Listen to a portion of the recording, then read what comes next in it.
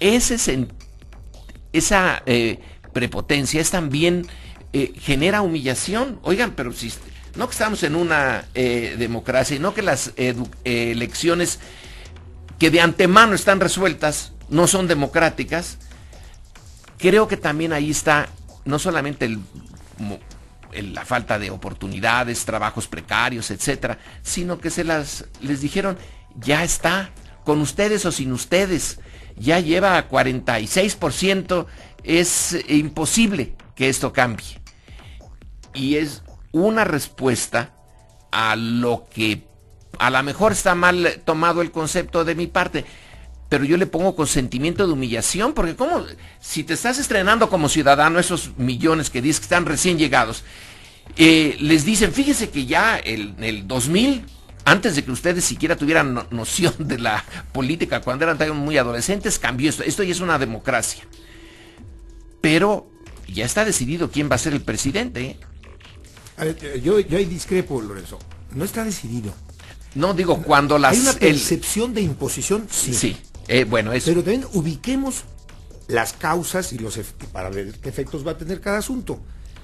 Que Enrique Peña Nieto está arriba en las encuestas, eso lo tenemos desde hace por lo menos, ¿qué será?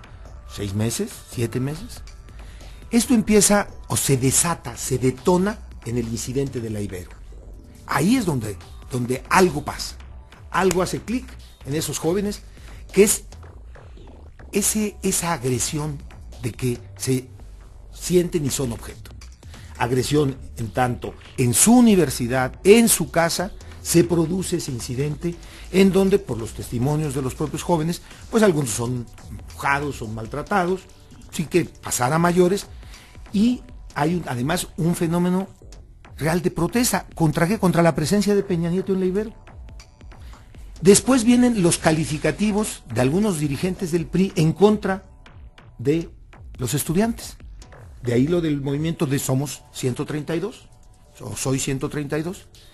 Hay una chispa que detona y después se encadena. Ahora, ¿qué es lo que está encadenando? Eso es lo que a mí me tiene la pregunta, me hago la pregunta. ¿Qué es lo que está conectando a los jóvenes del DF con los jóvenes de Mérida, con los jóvenes de León, con los jóvenes de Guadalajara, con los de Monterrey? ¿Qué los está conectando? Y acepto tu hipótesis, Lorenzo. El sentimiento de humillación, de aquí ya parece que todo está resuelto, sí, por un lado, y también la otra parte, la desesperanza. Sí, sí. Porque, ¿cuál es el futuro de esos jóvenes? ¿Cuál es el futuro? El desempleo, la economía informal, el seguro popular, poner un puesto en un tianguis, salir de la universidad, ¿para qué?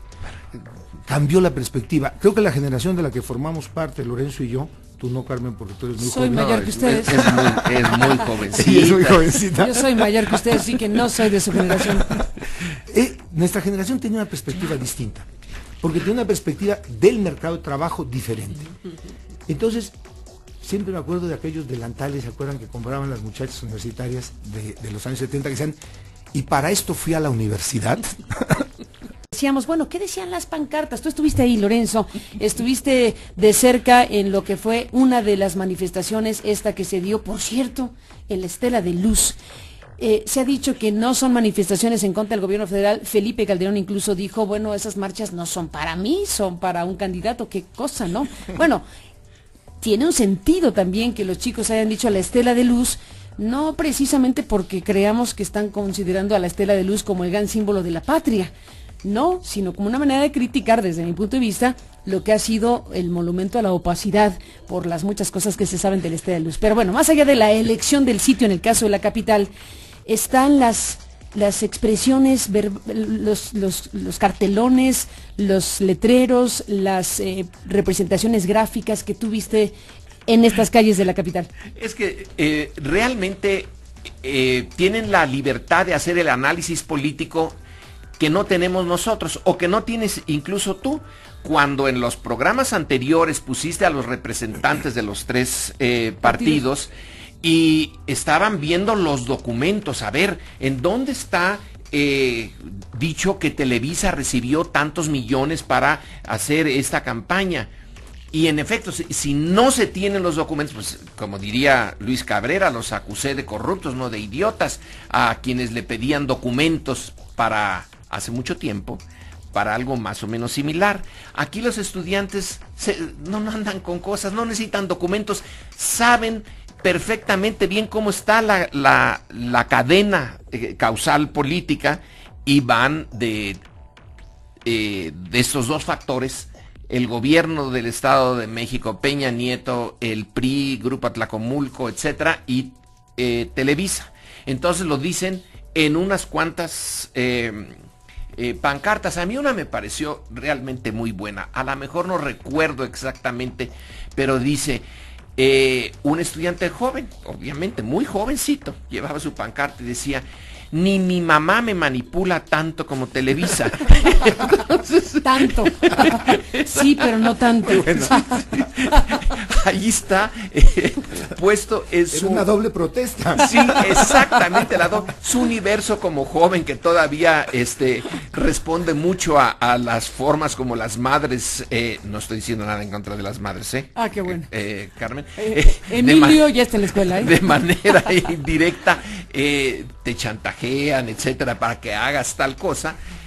Y Televisa me pareció estupenda la pancarta, así como las del 68 de seamos realistas, pidamos lo imposible, o las de la de la primavera árabe, que pusieron una muy repetida: el pueblo quiere que el régimen caiga. Listo, ya.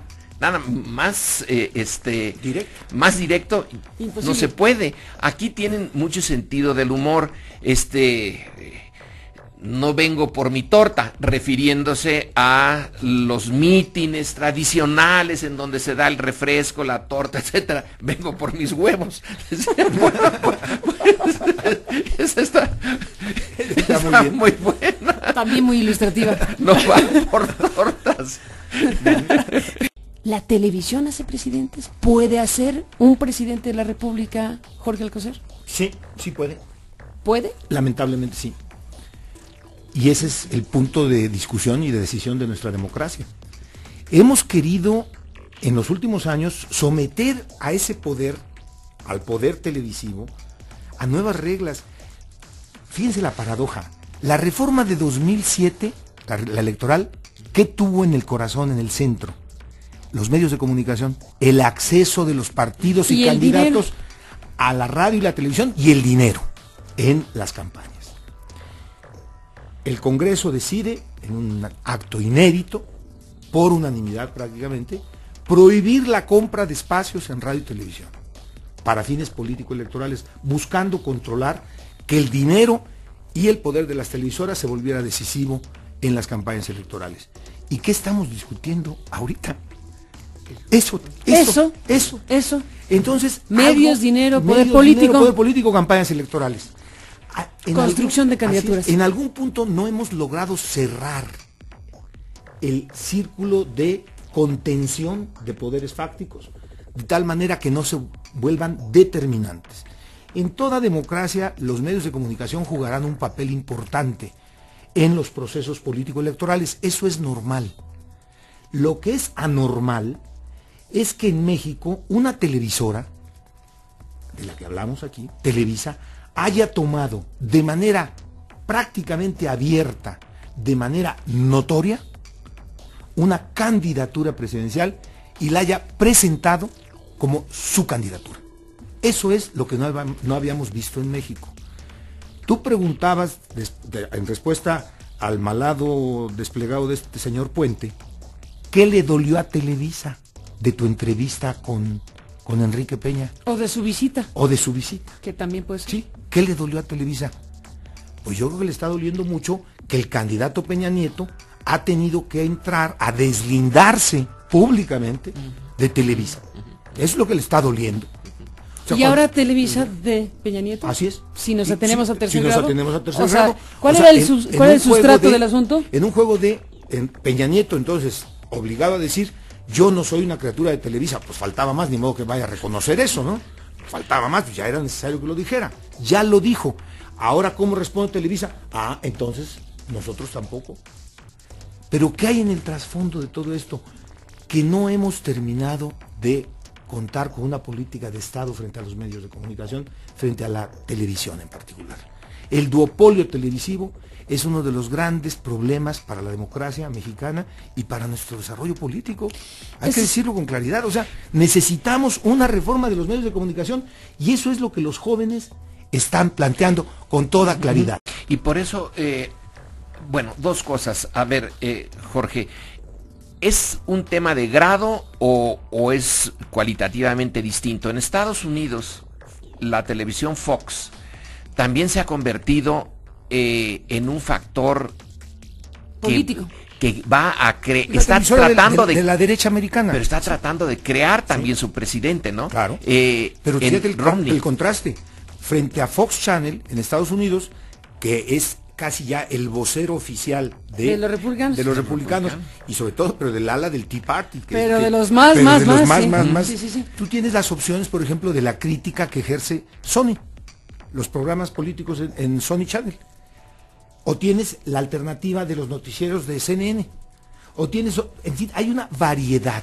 Y los de las televisoras informativa locales. Y las televisoras locales. Pero es ese, la pluralidad y la diversidad. Porque aquí no tienes eso. ¿Sí? Aquí tienes dos sopas.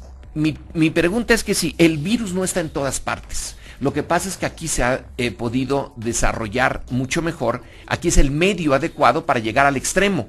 Pero también en donde el pluralismo político en los medios es casi el símbolo de la apertura. Estados Unidos, también el virus está ahí. Y si lo dejan un poquito, si Fox, la televisión Fox, recibe la cantidad de dinero que recibe, si se le puede pasar por ahí del sector privado más anti-Barack Obama, también ahí puede crecer. Ahora, en nuestro caso ya es patológico, aquí sí ya se llevó todo. Hemos tenido, situaciones en otras partes del mundo. A ver, Berlusconi. ¿De qué fue producto original Berlusconi? De la televisora privada italiana, que era suya. Pero en Brasil tuvimos un caso, Collor de Mello, en Brasil, ¿se acuerdan? El dueño de O Globo, que el Congreso brasileño lo destituyó, porque empezó el choque entre Collor y el Congreso. Collor estaba planeando disolver el Congreso y el Congreso, antes de que lo disolvieran, destituyó a Collor. ¿Y qué estaba en juego? Las televisoras. Entonces, cuando las televisoras ejercen este tipo de influencia sobre el poder político y sobre los procesos electorales, ¿cuántos años padecieron? Bueno, pues los italianos así son, ¿verdad? Yo digo, padecieron a Berlusconi. ¿En qué terminó a Berlusconi? En los escándalos. En los escándalos. Entonces, influencia de las televisoras metidas a los procesos democráticos. ¿Quién pierde? Pierde la democracia, perdemos los ciudadanos. Podemos decir que los jóvenes, ahora que en estas demostraciones se han comportado con una inteligencia enorme. Cuando Calderón dice, qué raro, no protestan contra el gobierno, contra mí, contra el presidente, porque en realidad ya a estas alturas, Calderón, la verdad, ya no importa, ya es historia. Están protestando contra el verdadero poder. Sí están protestando contra el poder, pero ese no lo tiene Felipe Calderón ya. Él ya está, y sobre todo cuando después del 1 de julio, es prácticamente historia. Entonces, el verdadero elemento de poder es la televisión, y contra ella van contra el poder, que en este caso se dan bien cuenta que no está en Los Pinos. Entonces, pues dejan pasar Los Pinos. Pero van a la Estela de Luz. En la Estela de Luz, que yo tampoco entendí, fíjense, en esto había unos carteles que decían algo así de suavicrema. Y yo decía, ¿qué será eso? Es que los jóvenes, suavicrema. Una galleta que se parece a esa Estela. Que se parece. Dan también allí. La Estela se parece a la galleta, más bien. Su veredicto estético. Sí, es una galleta. Es ético y estético, el veredicto. Pero va a ser la galleta del bicentenario. Y la galleta de la corrupción. Lorenzo Meyer, Jorge Alcocer, muchísimas gracias a los dos.